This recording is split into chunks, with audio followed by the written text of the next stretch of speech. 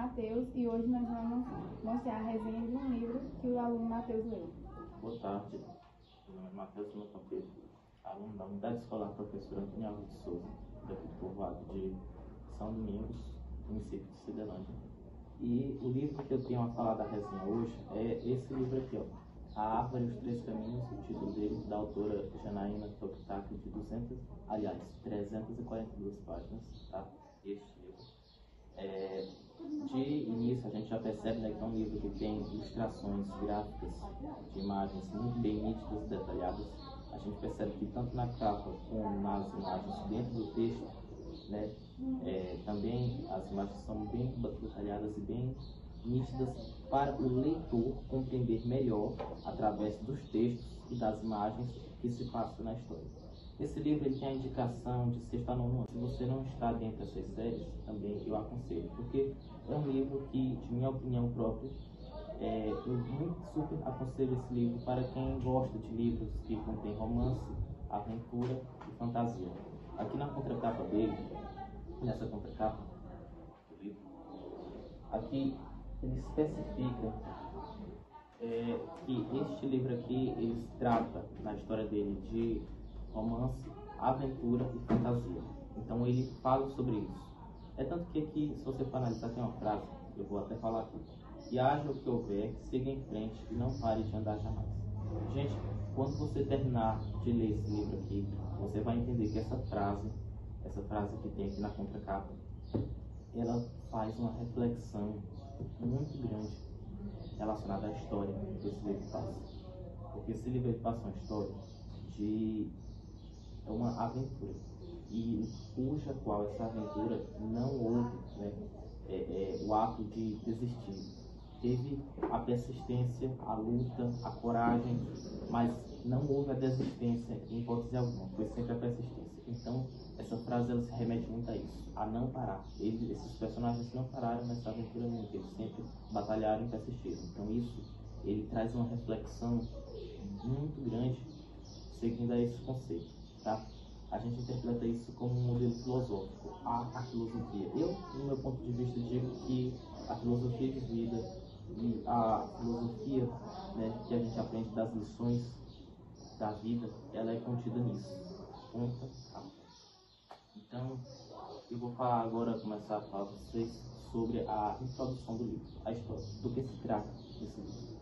Bom, esse livro, A Árvore dos Três Caminhos, ele fala sobre a história de uma criança de 5 anos, cujo seu nome é Sofia, que sempre passa as férias escolares na casa de seu avô, Nicolau.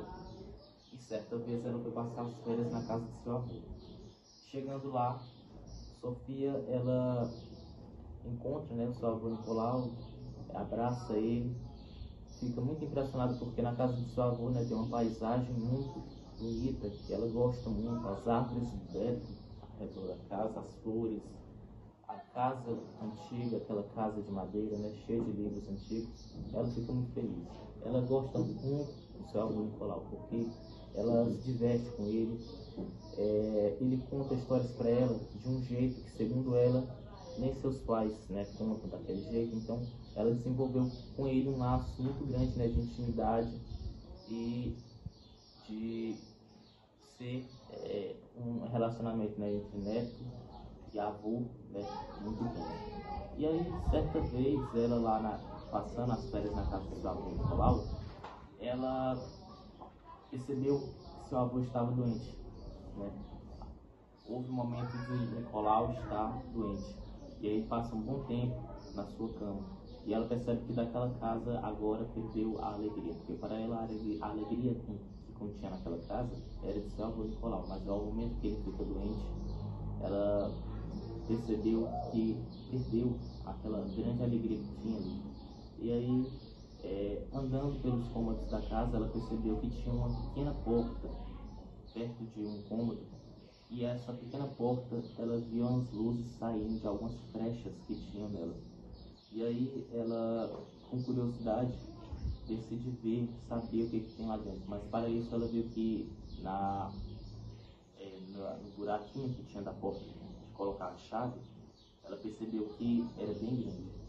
Então ela analisou onde acharia uma chave para abrir aquela porta. Chegou um momento na qual ela andou pela casa toda até certo momento que ela conseguiu achar. Eles novamente, pela segunda vez, aliás, terceira, eles vão novamente para outro mundo mágico, que é o Santuário Verde. Chegando lá, ela e o Dmitry, eles se deparam com um lugar quase parecido com o do primeiro, que ele caminho, só que é um lugar montanhoso que não tinha nada. Eles passaram um bom tempo conversando, até que chega um momento que eles sentam aí uma pedra assim, que tinha naquele solo rochoso, mas de repente a pedra se mexe, ele sai de lá e ele descobriu que aquilo dali era um ser mágico, né, que informa para eles que para eles chegarem ao destino na qual eles estavam ali, eles tinham que passar pelas provas. Eram necessários passarem por essas provas para chegarem até lá. E naquele momento, eles iam ter que responder pela primeira prova para passar. Ela fez para ele algumas perguntas desse ser, para eles responderem. E eles conseguiram responder essas perguntas de forma certa. Quando do nada surge uma grande floresta bem densa ao redor deles e um caminho no meio. E o ser, ele orienta eles a seguirem aquela trilha até chegar ao seu destino, até o final. Então, nitidamente, eles vão e seguem aquele caminho. De primeiro ponto de vista, eles já começam a se deparar com questões como a sede e a fome. E isso é uma questão da segunda prova que eles tinham que saber passar. Como encontrar água para eles beberem naquela jornada. Então, eles se deparam com um grande lago, né, já bem longe lá no início, mas aquele lago, a água dele não era potável. Então, para eles beberem aquela água, né, eles tinham que passar por uma prova. Ao se aproximarem do lago, uma grande entidade, né, uma guardiã daquele lago aparece e fala para eles beberem aquela água, é necessário que eles tomem da mão dela o cálice, e com aquele cálice eles poderiam beber aquela água sem que morressem, porque se eles bebessem a água sem aquele cálice, eles iriam morrer, porque aquela água não era potável, não era uma água boa. E aí, ao longo de uma grande batalha, eles conseguem tomar o cálice da mão daquela guardiã, até porque eles não poderiam entrar na água. Se eles entrassem na água, eles morreriam, porque a água parecia ser uma água ácida. Mas eles conseguem tomar o cálice da mão dela e conseguem encher ele de água e beber. Mas eles percebem que ao momento que eles encheram ele de água, ele nunca mais seca. Então não precisaria eles encherem novamente. Eles beberam a água e ainda tinha água. Sempre aparecia água, o cálice não secava. Era como se fosse infinito. Ao momento disso, eles ficaram muito contentes. Então prosseguiram a caminhada, a jornada. Aí chega um certo momento que eles se deparam com a fome.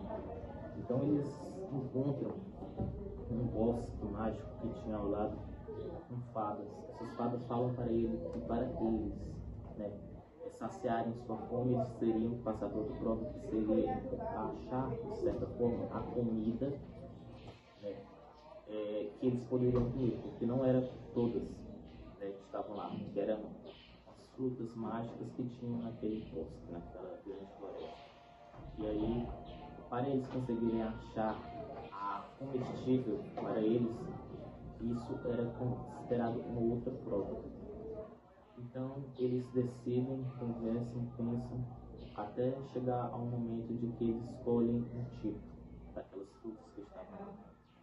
E após eles consumirem, eles perceberam que aquela que era a certa, porque aquela eles não morreram na hora, e também eles não perderam, o seu companheiro Dmitry também não perdeu seus poderes. Ela se depara com um portão, um grande portão que aparece no final daquele caminho, e aparece um guardião ao lado dele. Ela percebe, do primeiro ponto de vista, que Sofia, ela vê que não tem como ela abrir com aquela chave dela, porque é bem grande a entrada da chave, a entrada da chave daquele portão que tem. Então não tem como ela abrir com aquela chave dela. mas a chave que estava na mão daquela guardiã dava para abrir lá. A guardiã chega perto deles e fala para eles passarem por ali, eles tinham que passar por um sacrifício. Ela passava, mas Dimitri não passava. E Dimitri tinha que perder seus poderes para Sofia conseguir chegar até lá no seu destino. Chega a certo ponto que eles conversam e tudo, e ela consegue passar. Abre-se o portão, então, do nada, eles conseguem, então, ela consegue criar o caminho. Ela chega junto com a guardiã ao seu lado, até uma área, porque quando ela chega lá, ela vê que tem um grande palácio, né? E uma grande arquitetura e tudo mais. Ela chega numa área do palácio e ela encontra o seu avô Nicolau. Ele estava todo de branco lá vestido.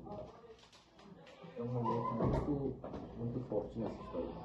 E aí ela chega lá, encontra o seu avô, ela dá um abraço nele, né? Fica emocionada, até chora. E pergunta para ele, então, se ele melhorou, então, se ele estava bem, porque ele estava lá. Seu avô tenta falar de uma forma mais,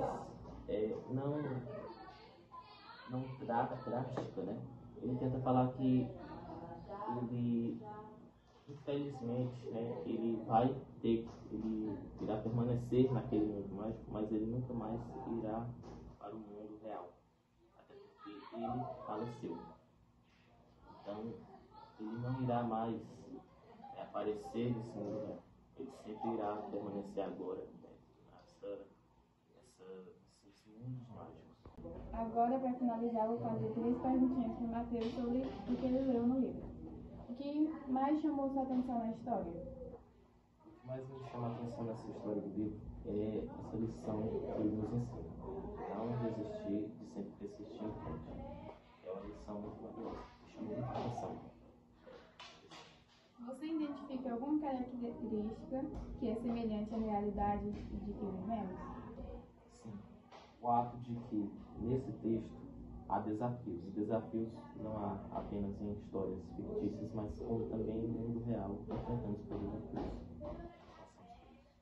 Você indica esta leitura para qual público? Eu digo para, aliás, todos os públicos, todas as pessoas, classes que estiverem interessadas, né, em histórias que contenham aventura, fantasia e romance. Porque é o que nessa história tem. É isso aí, pessoal. Ficamos por aqui. Façam uma boa leitura do livro e se divirtam. É isso aí, pessoal. Ficamos por aí.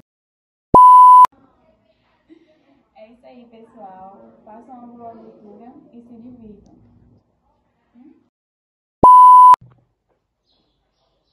Então, o pássaro abre novamente o portal.